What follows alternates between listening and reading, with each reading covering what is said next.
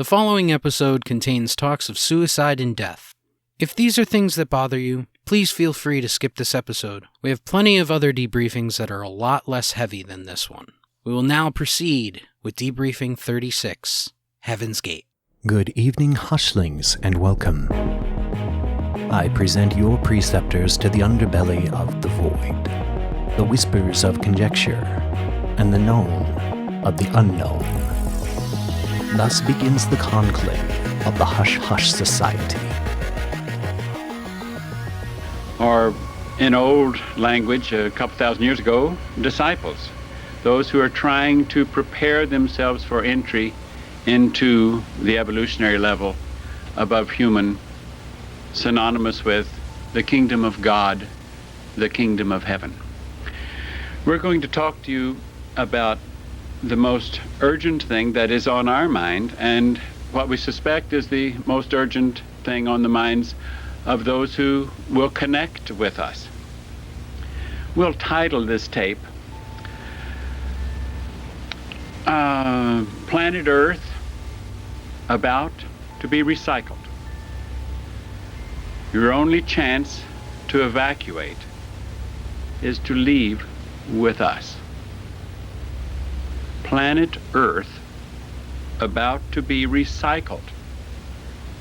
Your only chance to survive or evacuate is to leave with us. Greetings, Hushlings. Welcome back to the Hush Hush Society Conspiracy Hour, where we journey into the world of conspiratorial mysteries and dark truths. I'm Declassified Dave. And I'm Mystery Mike, and as always, we're joined by our fellow crewmate, Slick Frank Sanders. Slickety friggity, Frank Sanders here. What is up, Mike? Ba, Hey, ba, how you guys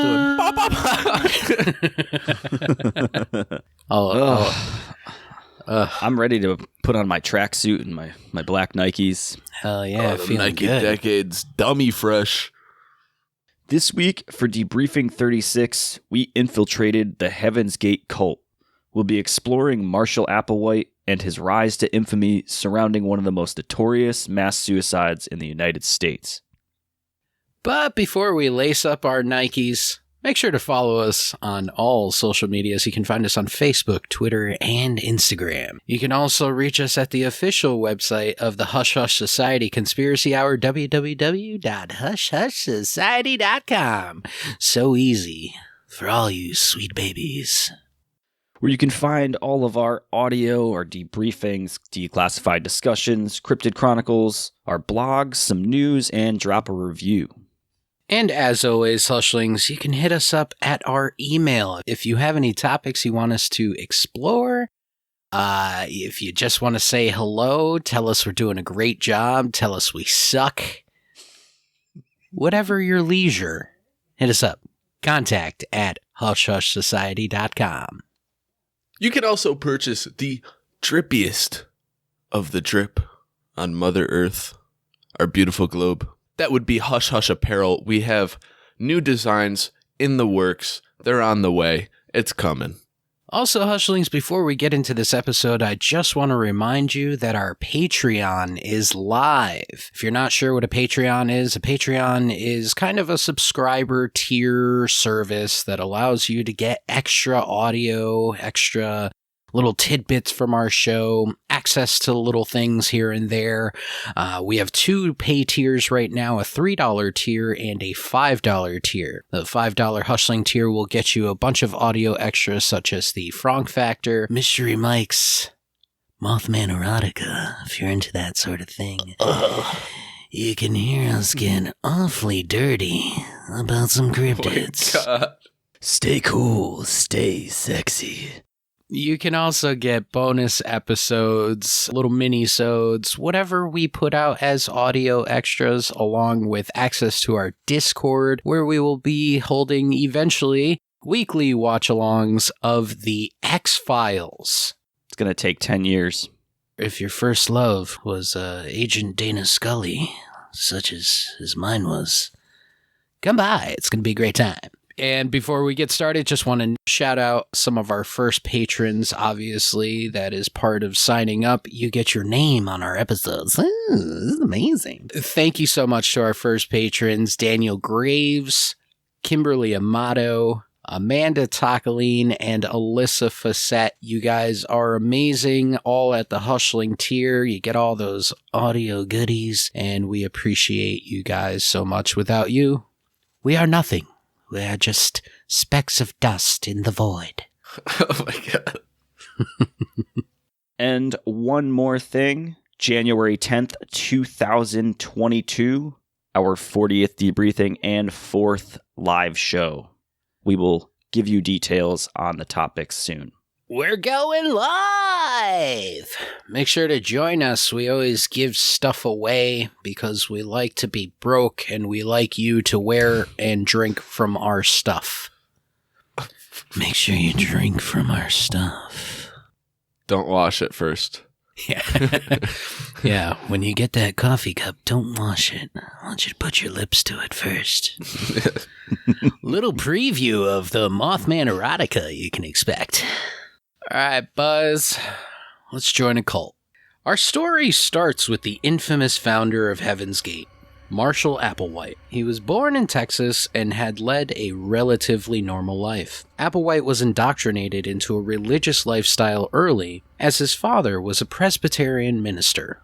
Marshall would go on to attend Austin College to earn a bachelor's degree in philosophy in 1952. 2 short years later, in 1954, Marshall was drafted by the United States Army, serving until 1956. That same year, he enrolled at the University of Colorado, where he earned a master's degree in music. Thank you for your service, sir. Master's degree in music is pretty badass. It is pretty badass, but until you realize that he was a master at the pan flute. He got a master's degree playing the recorder from 4th grade. Yeah. He would shred that son of a bitch. Applewhite then went on to teach as a professor in 1965, first at the University of Alabama, where he was fired for pursuing a sexual relationship with a male student. Later that year, he also taught at the University of St. Thomas, where he also pursued a relationship with a female student who eventually left him. It's that stare that he had. They're just like, why are you looking at me while I'm sleeping like that? How come you don't blink? Hey, I gotta say, at least the guy was equal opportunity. He went for male and female. Good for him. Yeah. Maybe his eyes were like that from all of the sheet music. If you get a master's in music, you're probably looking at a lot of sheet music, and if you blink, it's just gonna fuck it up. Yeah, I feel like you gotta play notes a bit faster when you're playing the recorder also. Yes. He resigned from the University of St. Thomas in 1970, citing depression and other emotional problems. Also fucking your students. It was in 1972 that Applewhite met his partner in crime, Bonnie Nettles, a nurse with an interest in theosophy and biblical prophecy. The two quickly became close friends. The meeting between Applewhite and Bonnie Nettles is kind of muddled and murky.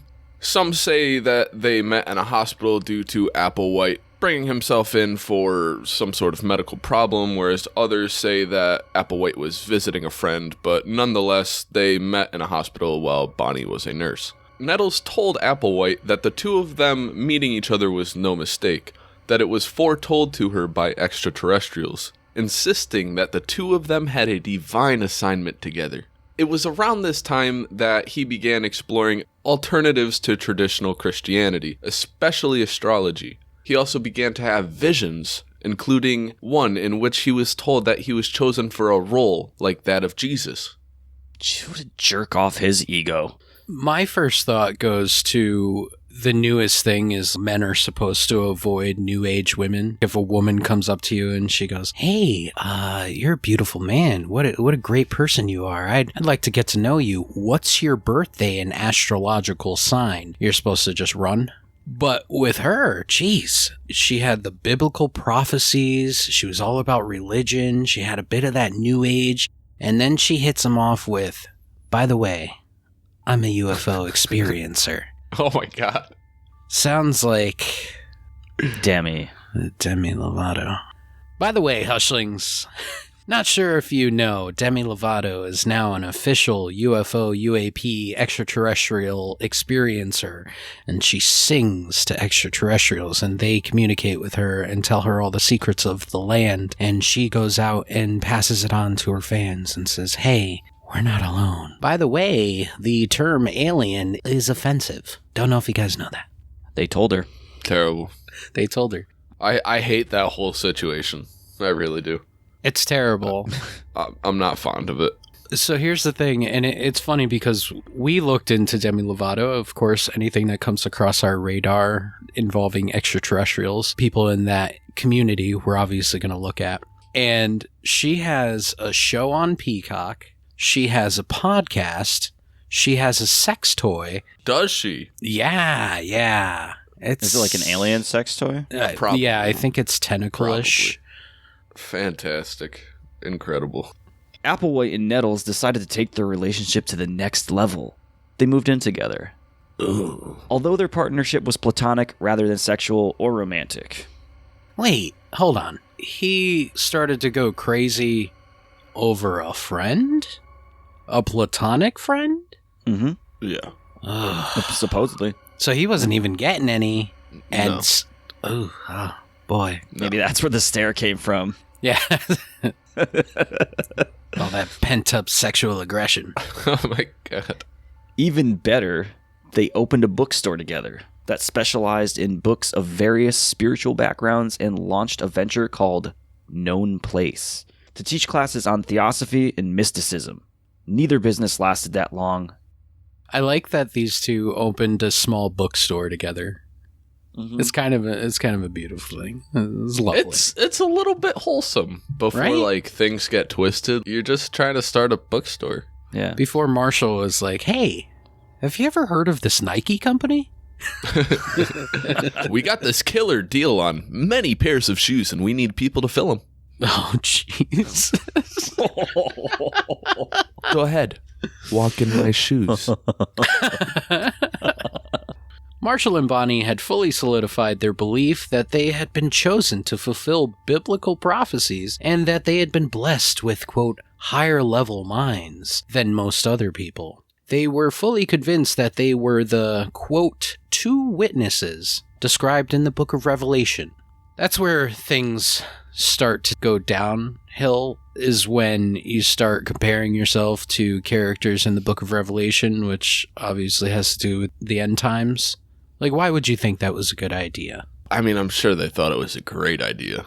If your friend came over to your house one day and they're like, hey, bud, look, I got something to tell you. you and I, we are aliens, okay? We are higher beings, and by the way, we were characters in a fictional book about the end of the world.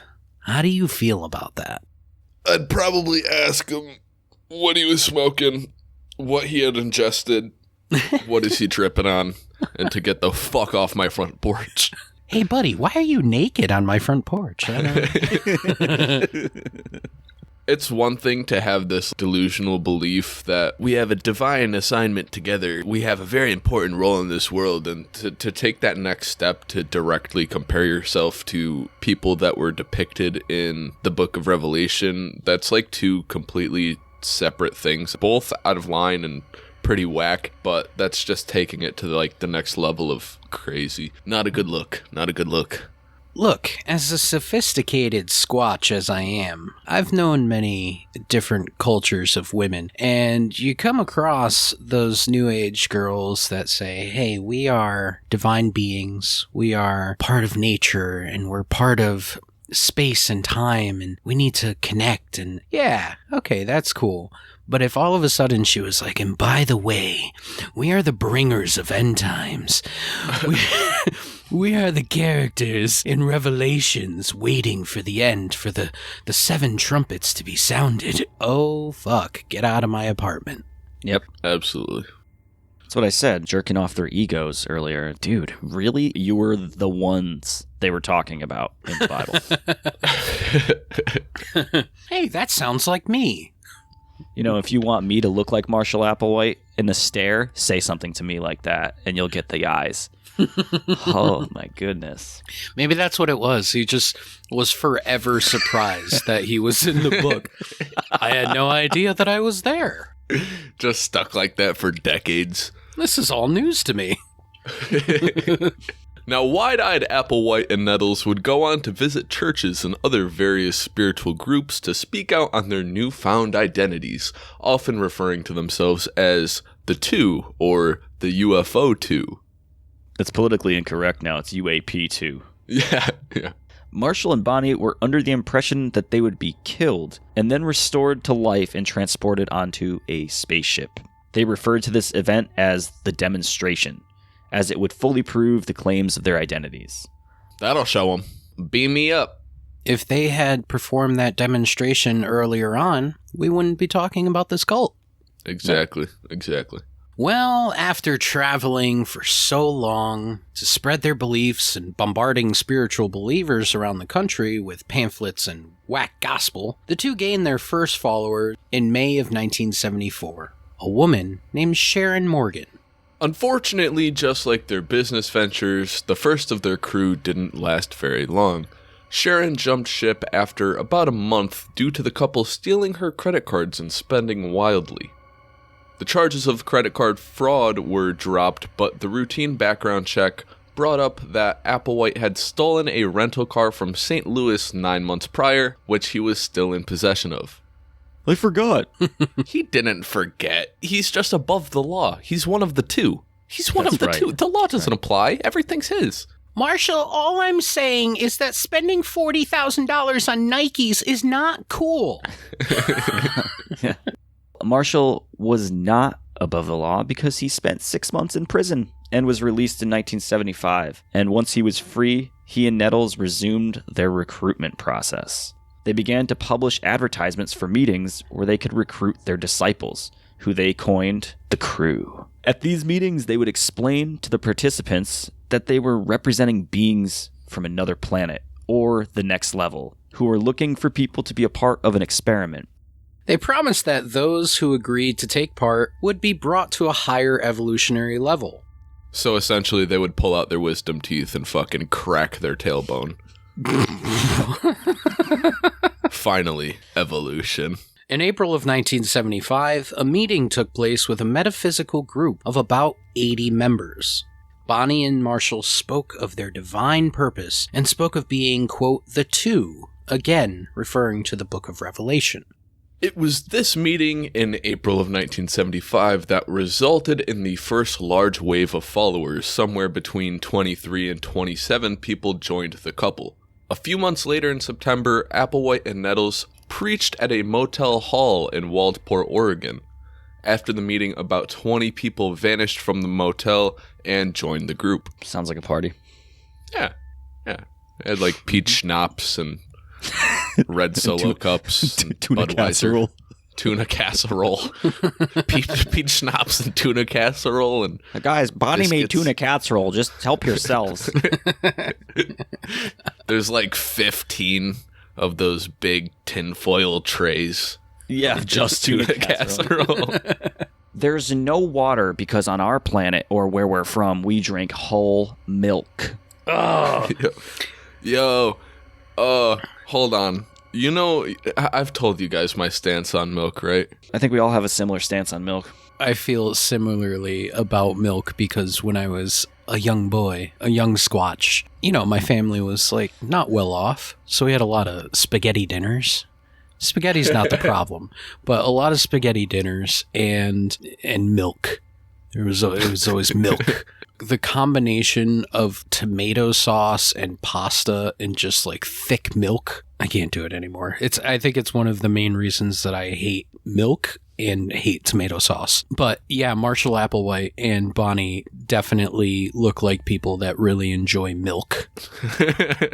Yeah. No hate to milk drinkers. It's just like you're not really made to digest that. We'll have an episode on it. Yeah. We'll do an entire hour episode on milk. Milk, the milk industry, why you really shouldn't be drinking whole gallons of milk that probably isn't that cold at work. I don't even want to get into it, but for the first 12 years of my life, I lived next door to a dairy farm, and I don't even want to tell people what the fuck happens. By late 1975, the two were now calling themselves Doe and T. Interesting.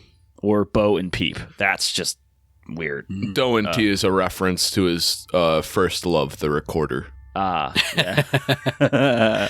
And Bo and Peep. Bo and Peep, that's like being the sheep herder. Yes. The shepherds. I see their reference. Had amassed nearly 100-member crew. They led their members across the country, free from the scrutiny of the public eye, basically disguised as homeless people. Because they were homeless. Guys, it's just a disguise, I swear. We're on the come up, guys, I swear. We're on the come up. The group would become known as Human Individual Metamorphosis before reinventing itself through various name changes and recruitment methods. Methods such as proclaiming the gospel of higher-level metamorphosis, preaching the deceit of humans by false god spirits, or even practicing the envelopment of sunlight for meditative healing. These guys were all over the place. Photosynthesis. In 1976, the group stopped recruiting and completely secluded themselves. They adopted a rigid set of lifestyle guidelines, such as banning sex and the use of drugs, just typical cult lifestyle. It was at this point that they just kind of went underground and weren't really heard from, besides the occasional news story. I heard that they had a choice if they wanted to get surgically castrated. And he brought them, I think it was to Mexico City, had some cheap surgeries done, flew them back, and there was a couple guys that did it, and there was a couple guys that were like, no, I'm out of this. This is too much for me, because they feared that the next wave that he was going to do, there was no choice. You either leave or get snipped. That was pretty interesting to find out. How about just leaving? Yeah. Yeah, that doesn't sound like a bad idea. You're already homeless. You don't need to be homeless and castrated. Yeah, right. I understand the psychology of cult leaders and how cults are formed. It's basically a predatory style of recruitment against people that feel maybe their self-esteem is shot, maybe their parents have cast them out, maybe they feel like castaways in society. So going after those people are kind of easy targets. But at some point, the group that you're following has to say something or has to be a part of something where you kind of scratch your head and go, is this really worth it? And I think Marshall coming out, hey guys, just huddle up for a second. Listen, we're all going to get chemically castrated because these little dinglings, we don't need them. Yep. No, not where you're going. These aren't important in the next level. Yep. He comes out and it's just dusk, barely any light left, but you see his wide eyes in the dark because he's a predator. He's got like light flaring off of him and he comes through and oh my God, it's an animal. Guys, oh no, it's Marshall. Hey, Marshall. And it's just like, hey guys ready to get rid of those balls? Man, come on. You guys ready to ditch the dicks? Let's do it. There's got to be that moment, man. There's got to be a moment where you just say, all right, maybe it's a little bit much, Marshall. It's been fun. I really enjoyed the whole milk and Charleston chews, but I got to hit the road, man. I feel like he'd be way scarier if he had jaundice. Just the yellowing skin and these bright, glaring, never blinking eyes. Oh my God. They were in the dark for 14, 15 years. In the early 1990s, the cult resurfaced as Applewhite began recruiting new members. Soon after the 1995 discovery of the comet Hale-Bopp, the Heaven's Gate members became convinced that an alien spacecraft was on its way to Earth, hidden from human detection behind the comet in its tail. I remember that comet. It was a good day. I got a cat that day. A stray cat came up the driveway. My dad fed it, and it never left. Fun fact about the Hale-Bopp comet, it only comes around every 2,530-something years, so if you didn't see it, you missed out. If you weren't born, I'm sorry. I can wait for the next one. Yeah, we'll hang out. Actually, on the next level, it's just a spread of casseroles and comets. And Charleston chews and milk. And Charleston chews. Some are frozen, some are not, depending on your taste. Hushlings, we will return after these brief messages. We sift through the debris and rubble to uncover the truths of the deadliest terrorist attack in history, killing over 2,996 people. The September 11th attacks of 2001 We recently passed the 20th anniversary of that tragic day, and we dig through all the events that transpired leading up to and after. We explore what really happened to United 175 and American 11. We go inside the World Trade Center, Building 7, and their collapse. We investigate United Airlines Flight 93 and the crash of American 77 into the Pentagon as well. Join us for Debriefing 37, Part 1 of 9/11, streaming Monday, November 29th. Welcome back to the Hush Hush Society Conspiracy Hour. In October of 1996, Applewhite rented a large home in Rancho Santa Fe, California, explaining to the owner that the group that was moving in was made up of Christian-based angels. Me and my angels are coming to move into your San Diego home. This is beautiful. Bro, how as a landlord do you still end up renting to those people? Just how do you do it? Because they were angels. Yeah, they were angels. Maybe he was just like super gullible. Or maybe he was super religious. The setup. You're a landlord. Santa Fe, California. Okay. Yeah. This wide-eyed, never-blinking man comes up to you wearing all white. Reeks of tuna and milk. Just stretching out a Charleston chew. Chewing on it. Nougat everywhere. And he goes, hey. My name's Marshall. How you doing?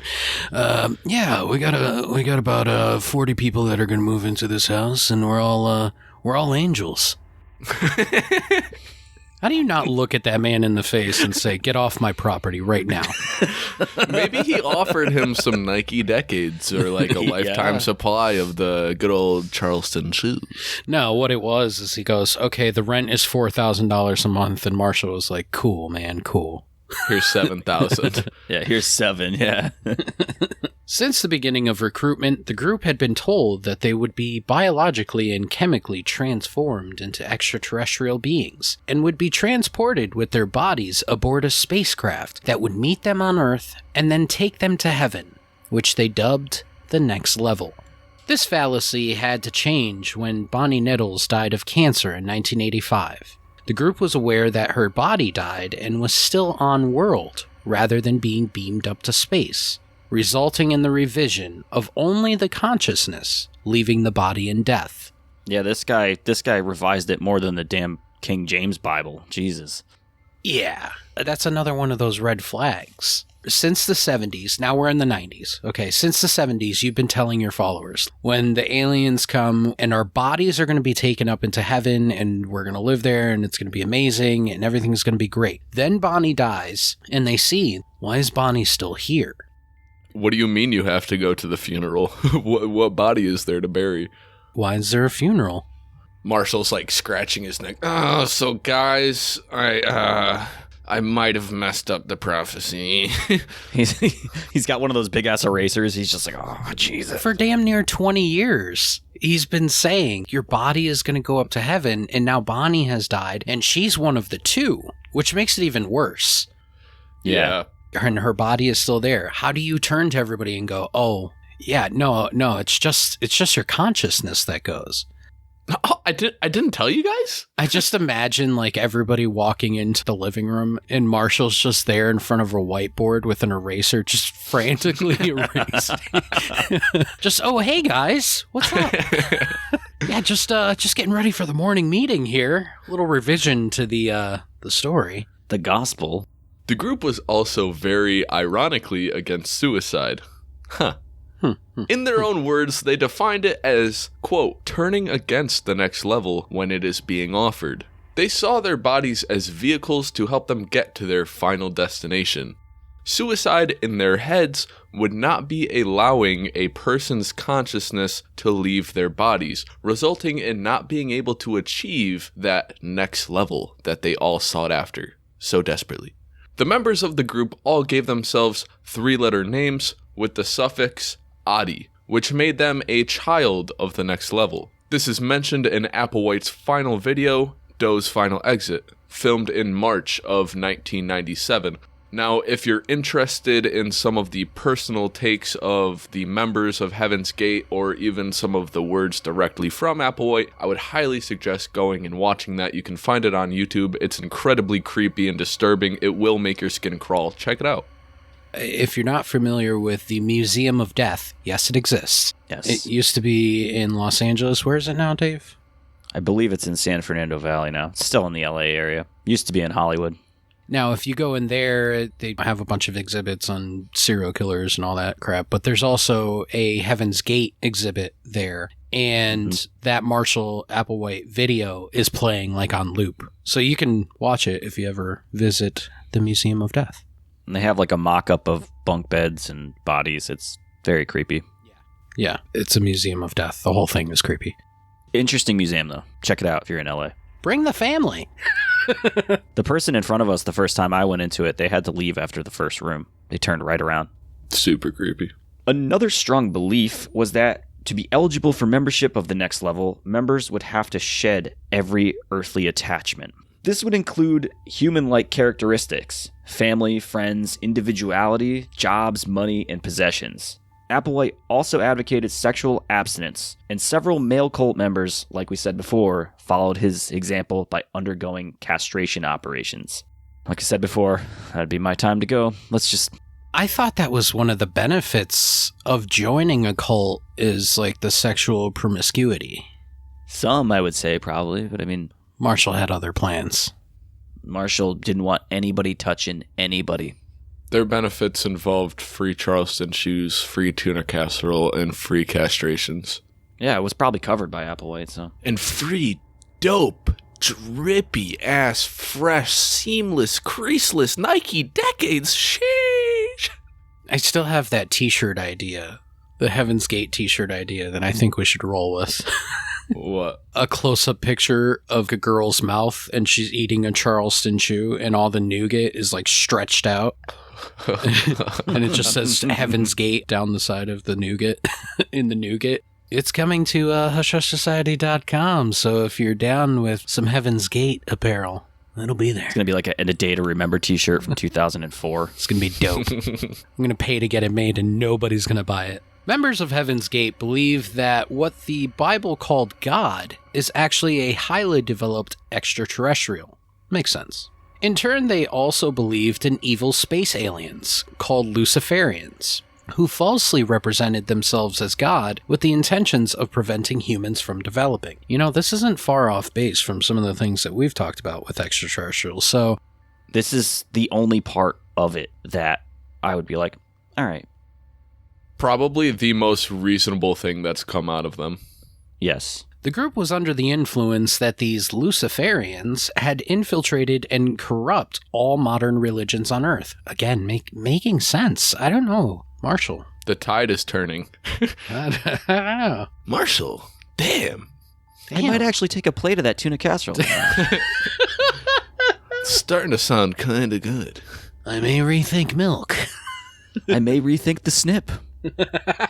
I do look good in black. I've always wanted a tracksuit. True crime Twitter will hate this episode. They'll be like, you made fun of this whole thing. It's terrible. Come on. You made it comedic.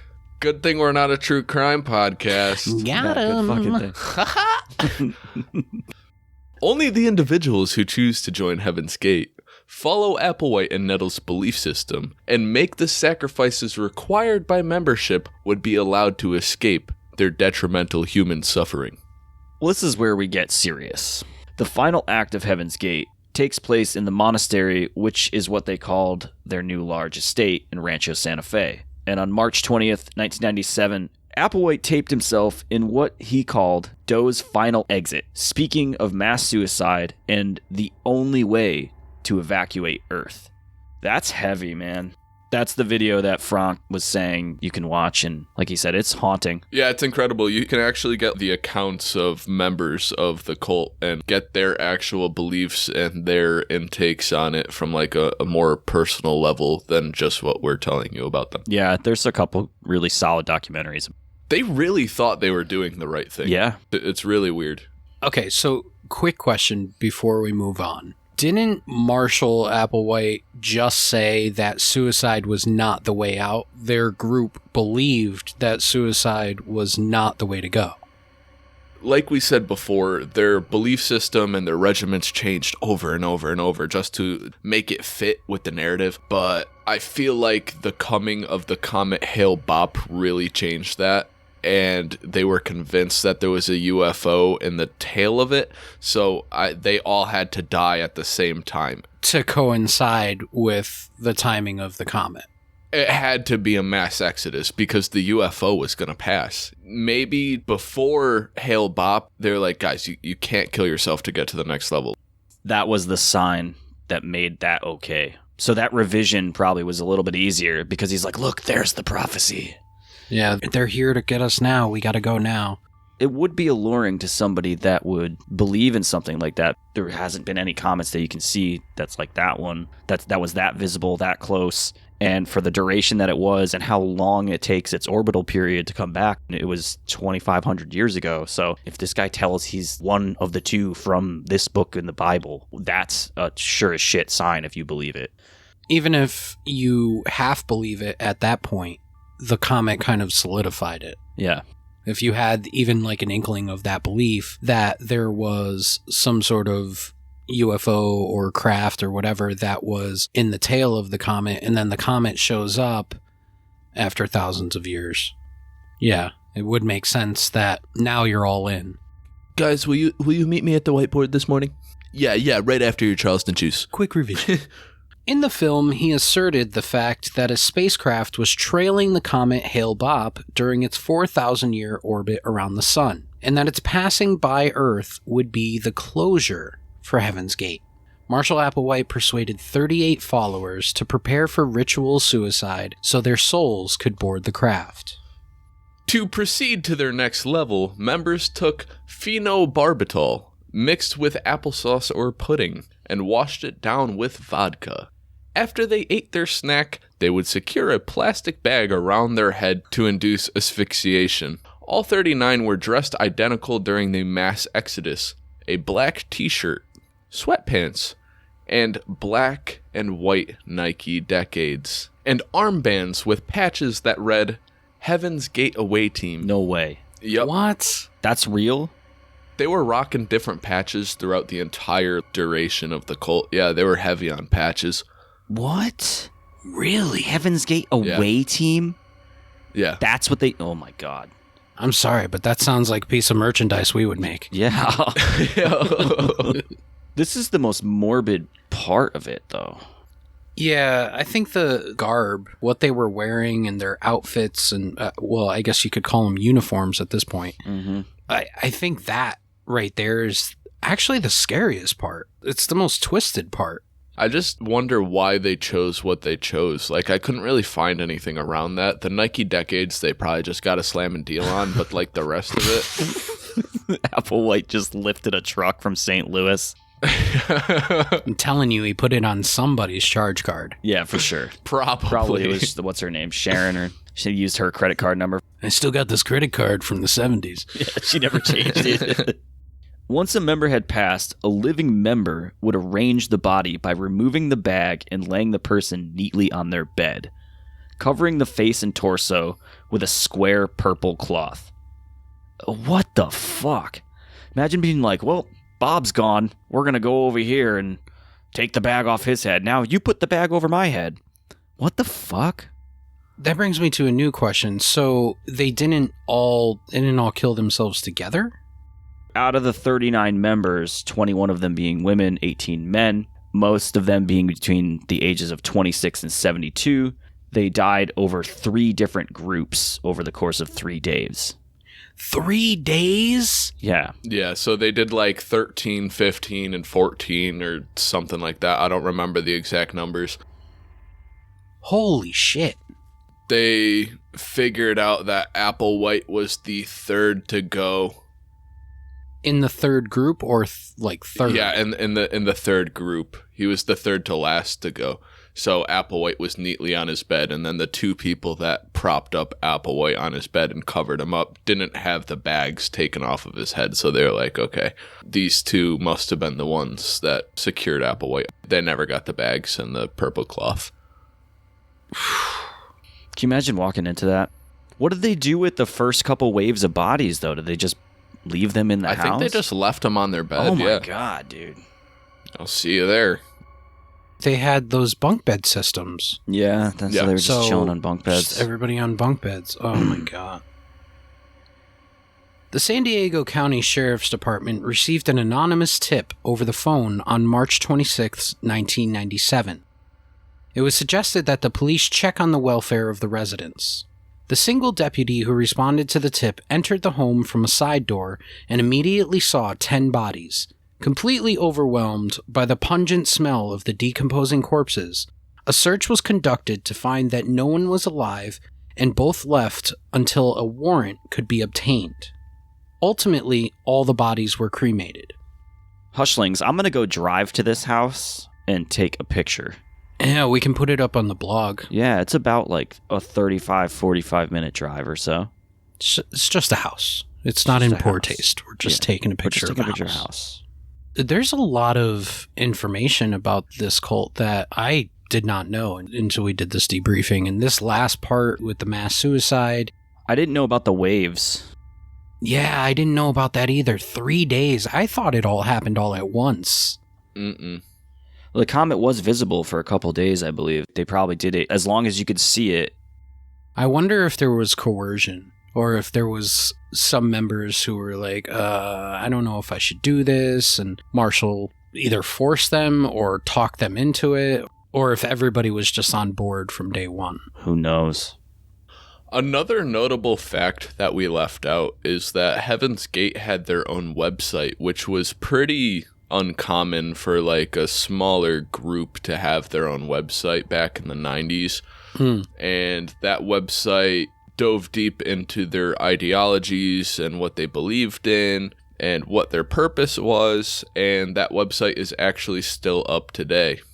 Really?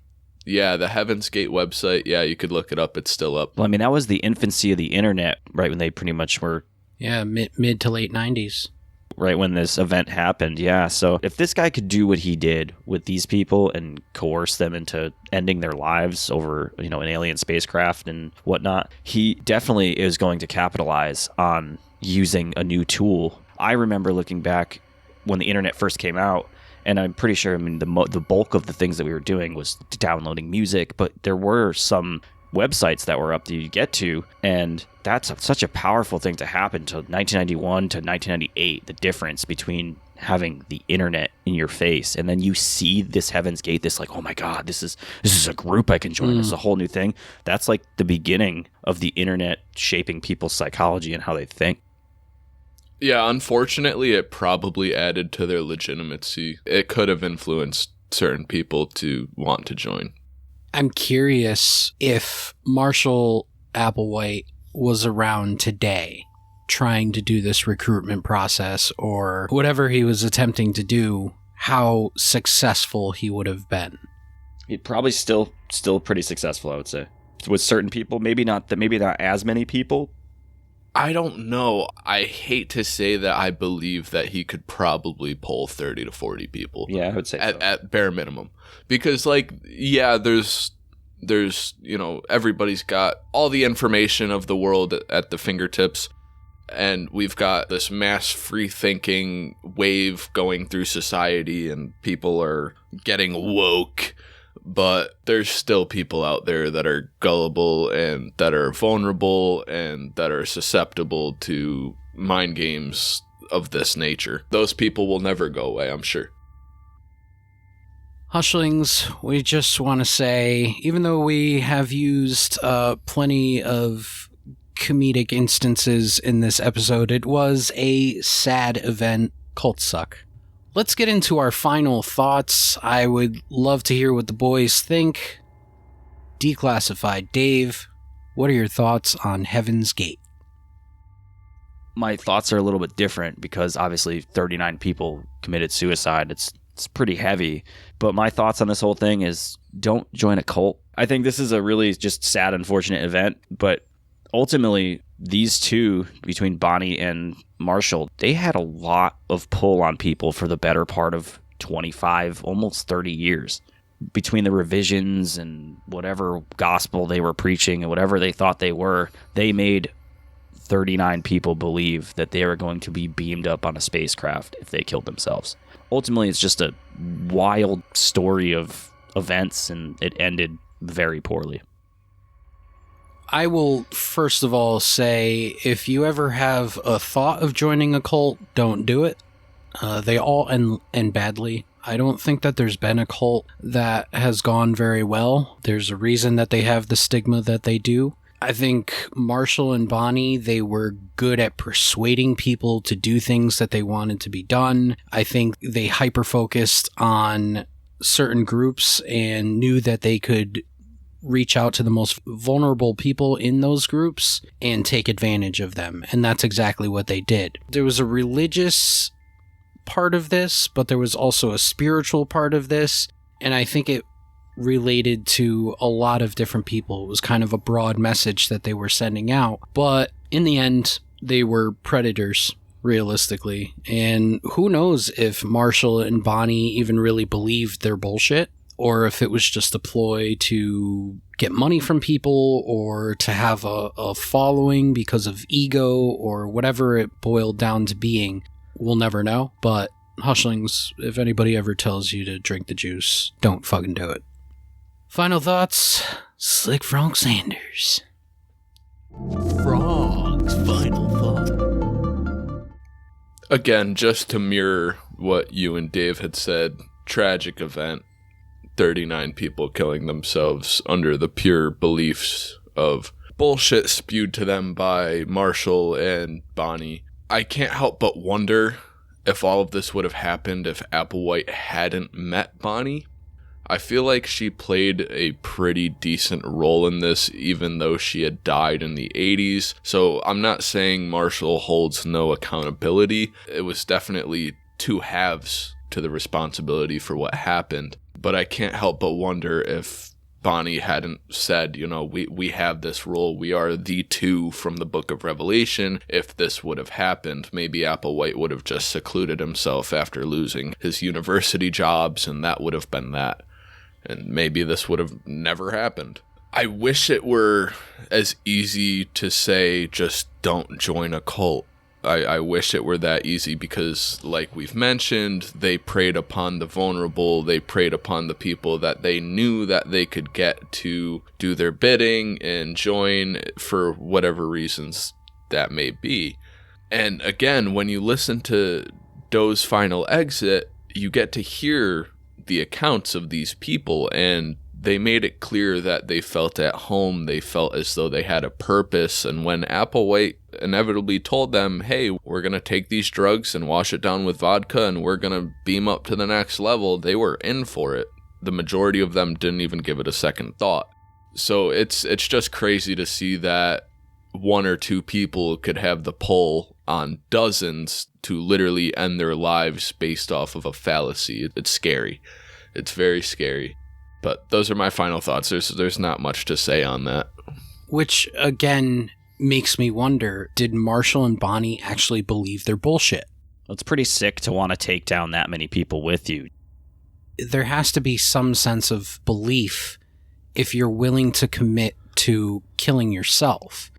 Well, they committed more than 30 years on it. Yeah, I would imagine they probably believe their bullshit. But specifically talking about Marshall, he had to believe it, now that I think about it, because it'd be a whole different thing if he got everybody else to kill themselves and he just went about his day and then left.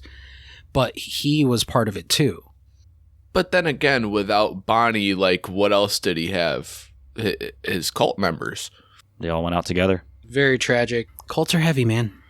There will be more cult episodes. Oh, for sure. There's some cults that we were talking about covering that are even worse than Heaven's Gate. Yes. So stay tuned if you're into cults. Well, that's going to do it for Debriefing 36 on Heaven's Gate. What were your thoughts? Did we miss anything that we should have discussed? Were there any topics that we glazed over? Did we joke around too much? Did we not joke around enough? Do you think that we can afford those Nike decades? The resale is $5,000, by the way, Hushlings. $5,000 for Nike decades. If you guys can find them, scoop them up. Those aren't the pairs that these people were wearing. They're just literally the same model of shoe. Crazy Nike resale value. Reach out to us at contact@hushhushsociety.com. Be sure to tune in for Debriefing 37, 9/11 Part 1, streaming everywhere Monday, November 29th. Yes, Hushlings, we are finally doing it. 9/11 was supposed to be in our first season. Just kept pushing it. We waited Kept pushing it. 14 months. We pushed it a lot for a couple reasons, because of research and generally because it was such a heavy topic. And we didn't know if it was going to be 1 episode, 2 episodes. It's finally here. It's going to be a rough one, so strap in for it. Thank you again for joining the Hush Hush Society Conspiracy Hour. I'm Declassified Dave. And I'm Mystery Mike. And I'm Slick Frank Sanders. Until our next debriefing, remember, the best kept secrets are hidden in plain sight.